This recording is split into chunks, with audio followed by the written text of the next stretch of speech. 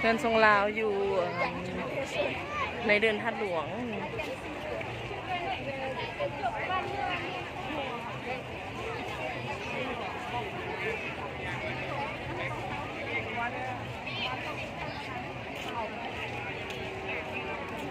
บรรยากาศมือ14คำ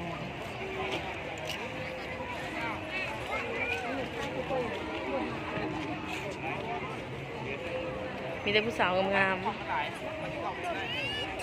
พี่หุ่น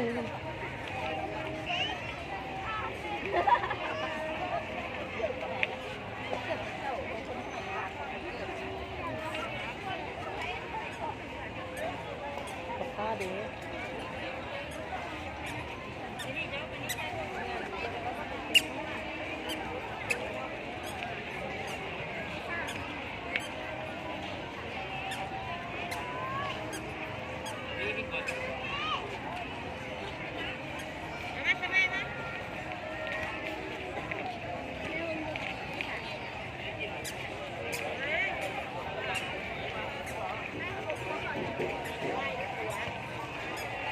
นี่แต่ผู้สาวงาม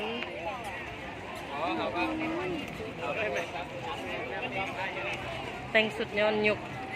มาถ่ายรูป